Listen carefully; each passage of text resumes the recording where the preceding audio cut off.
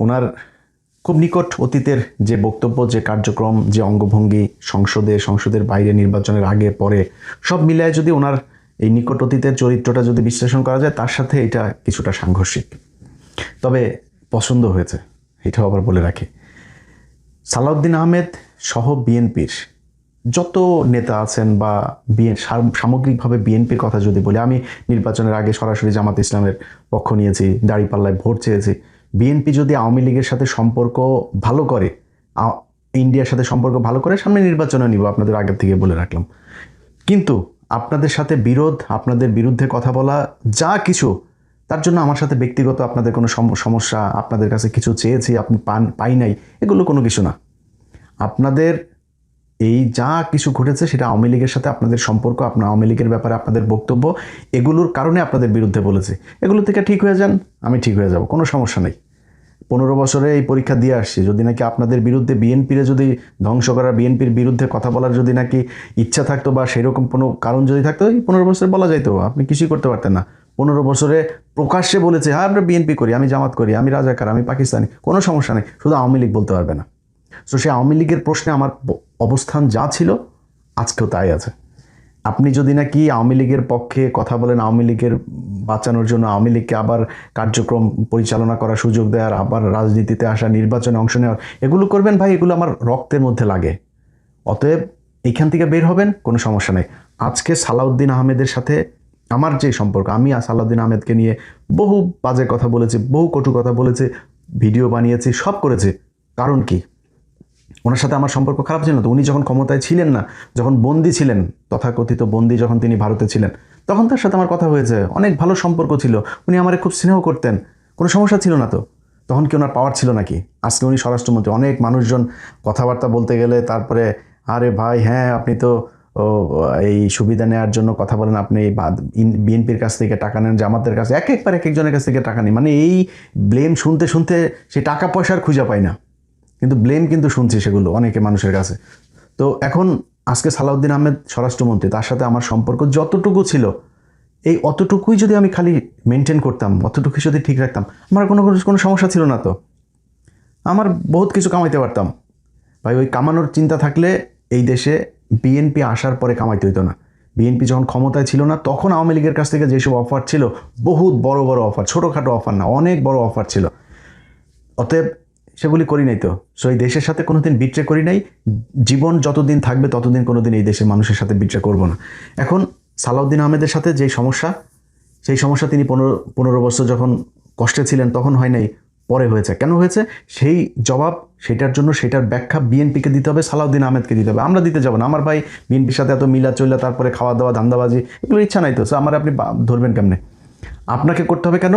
কারণ আপনি যখন বাংলাদেশে এসছেন, আপনি এসালামের গাড়িতে চড়ে তারপরে বাড়িতে এসছেন, সেটার জন্য আবার মানুষের কাছে ক্ষমা চাইলেন। এরপরে করলেন কি?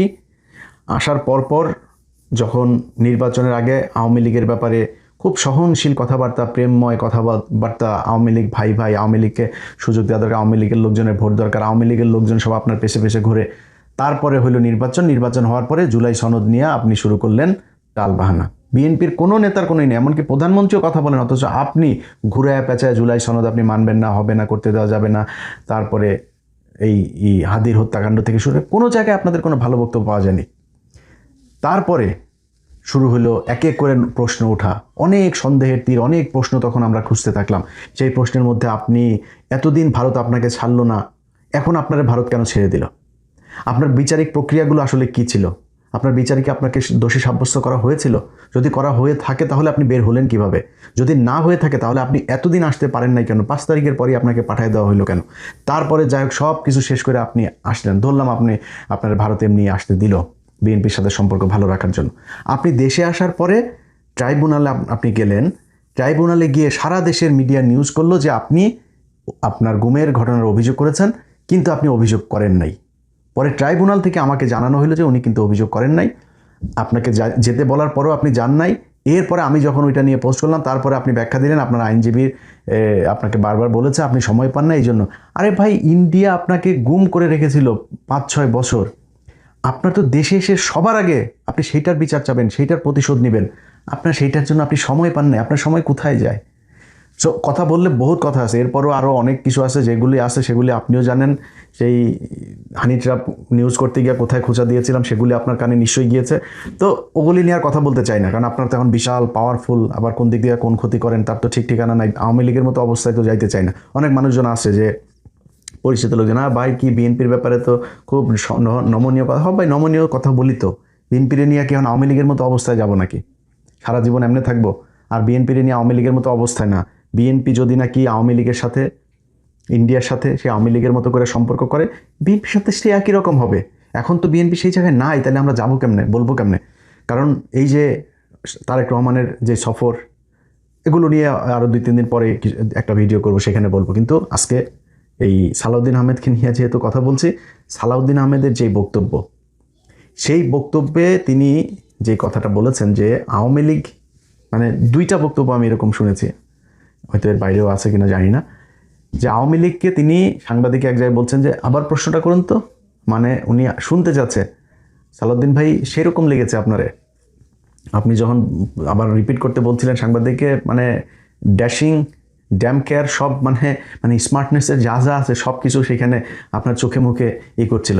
ভাই এইটাই চাই, আপনি ভাই আমার মানে যা আছে, আমার জায়গা জমি সম্পত্তি সব নিয়ে আনেন, কোনো সমস্যা নেই ভাই। ইন্ডিয়ার ভারতের ব্যাপারে যদি আপনি কঠোর থাকেন, আপনি আমার বাপ, কোনো সমস্যা নেই।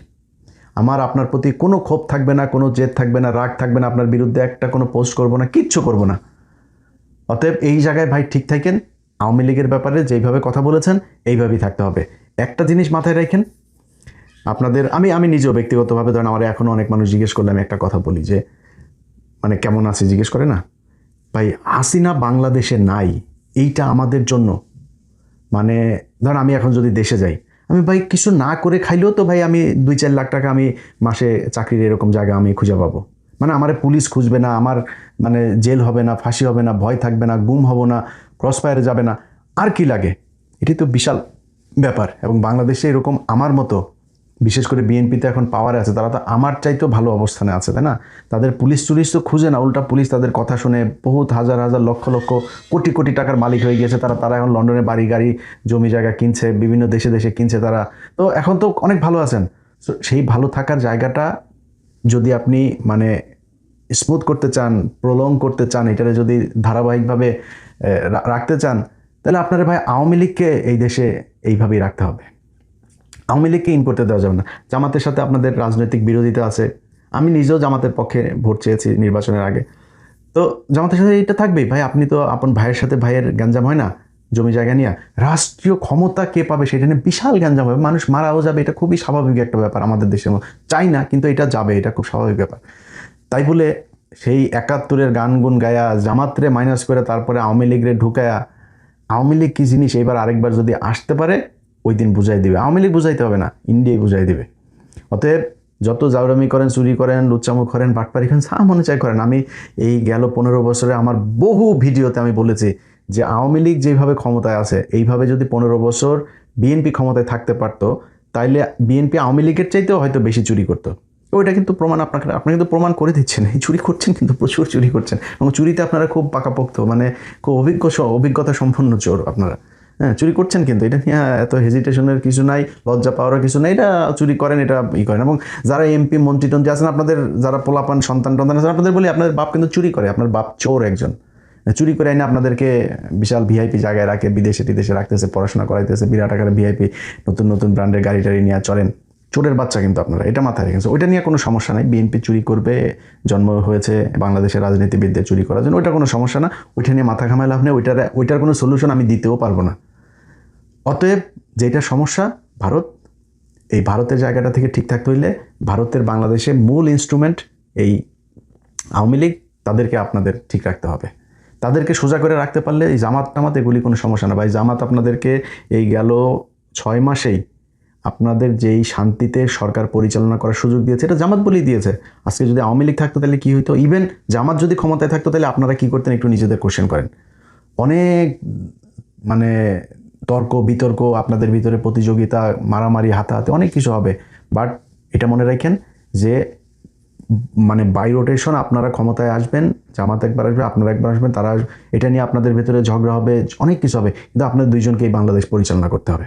এটা যদি করেন আপনাদের সাথে আছি, বিএনপির সাথে আমার কোনো সমস্যা নেই, জামাতের সাথে আমার কোনো সমস্যা নেই, সবাই ভালোবাসি। এবং এটা যে ভালো যে বাসি সেটা গেল 15 বছর আপনারা যখন ক্ষমতায় ছিলেন না সেই সময় প্রমাণ দিয়েছে, এটা নতুন করে প্রমাণ করা কিছু নাই। এখন গজিয়ে ওঠা অনেক লোকজন আবার অতি বিএনপি হইতে যায়, তারা তো আবার অনেক কথাবার্তা বলে, তো সেগুলি বাদ দিলাম। সরাসরি যেহেতু স্বরাষ্ট্রমন্ত্রী বললাম, ভাই আপনার প্রতি কোনো ক্ষোভ নেই, কোনো সমস্যা নেই, যেইভাবে বলেছেন এইভাবে চালায় যান।